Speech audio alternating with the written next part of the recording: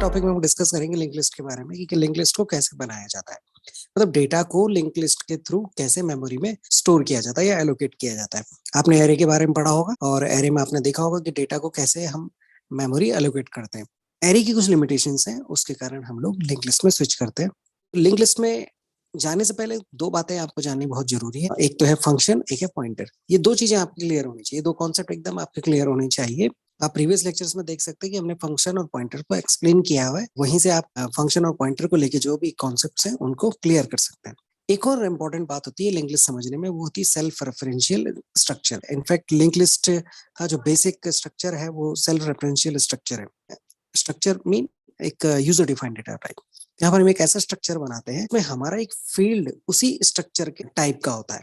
जैसे यहाँ पर आप देख रहे होंगे स्ट्रक्चर का नाम है नोड, और इसमें एक वेरिएबल हमने डेटा लिया है और एक वेरिएबल लिया है नोड, और पॉइंटर वेरिएबल है लिंक। इसीलिए इसको सेल्फ रेफरेंशियल स्ट्रक्चर कहा जाता है। इसका यूज करके हम लिंक लिस्ट में डेटा को स्टोर करते हैं।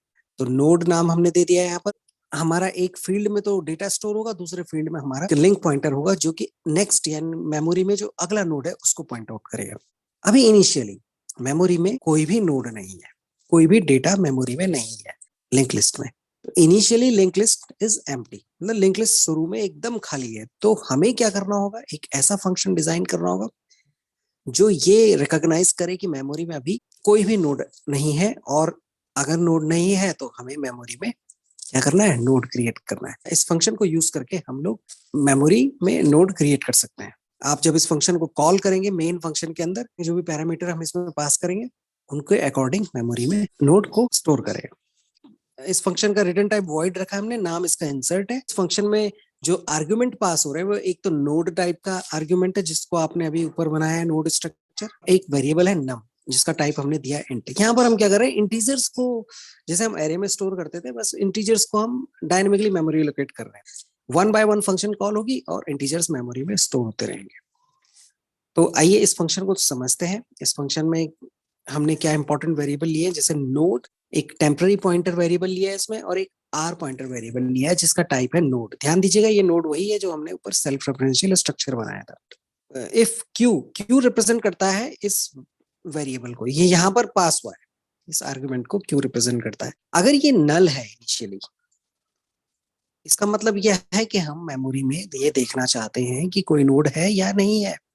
तो इफ कंडीशन से ये चेक हो जाएगा कि मेमोरी में कोई नोड अभी है या नहीं है। तो अगर ये कंडीशन ट्रू होती है तो फिर इफ का पूरा ब्लॉक रन होगा। इस ब्लॉक में आप ध्यान से देखिए, मैलॉक फंक्शन के थ्रू हम पूरे नोड को मेमोरी एलोकेट करते हैं। आप मैलॉक फंक्शन के बारे में पढ़ सकते हैं, देख सकते हैं। इसका काम होता है डायनेमिकली मेमोरी को एलोकेट करना।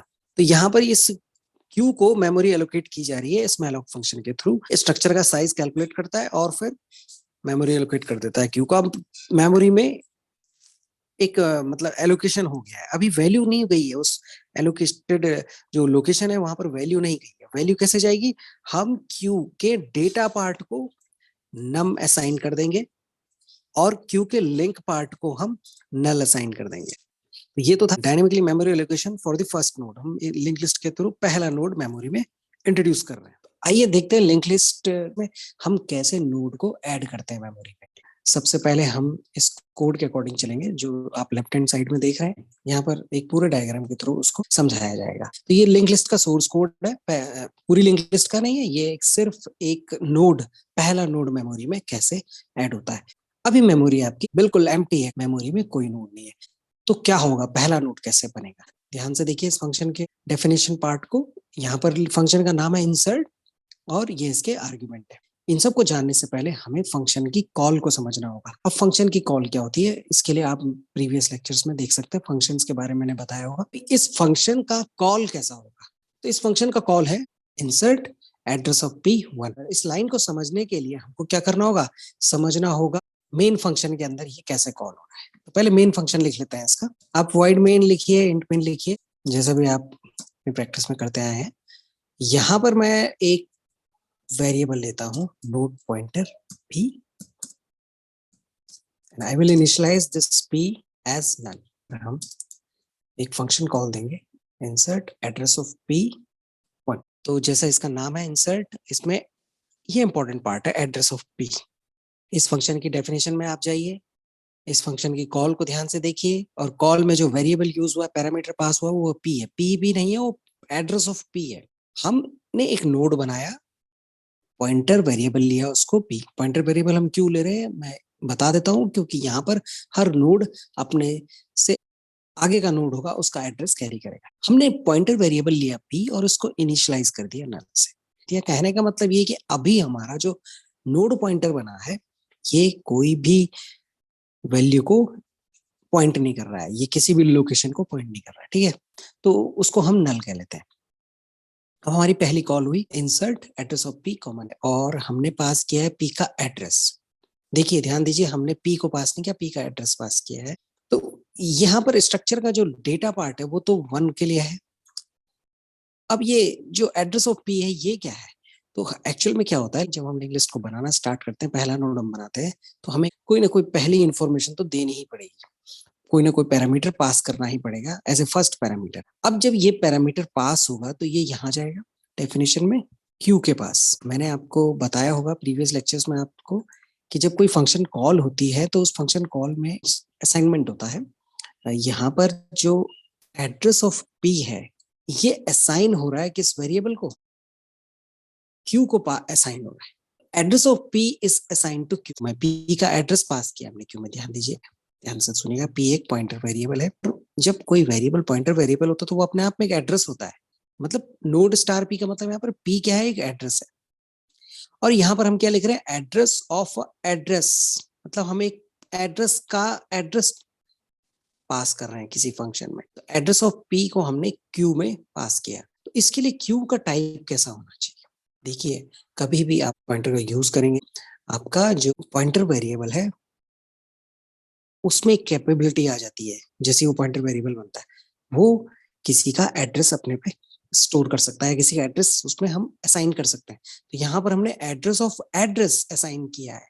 एक्चुअल में पी क्या है? एक नोड पॉइंटर वेरिएबल है। पी अपने आप में एक एड्रेस की तरह भी बिहेव कर सकता है, और हम यहाँ पर उस पी के एड्रेस को पास कर रहे हैं, मतलब एड्रेस ऑफ समथिंग, और उस क्यू में हम पास कर रहे हैं। तो हम जब किसी वेरिएबल का एड्रेस पास करते हैं तो हमें उस वेरिएबल को फंक्शन में पॉइंटर टाइप लेना चाहिए, लेकिन यहाँ पर तो हम एड्रेस ऑफ एड्रेस पास कर रहे हैं, तो इसी कारण से हमने यहाँ पर 2 पॉइंटर लगाए।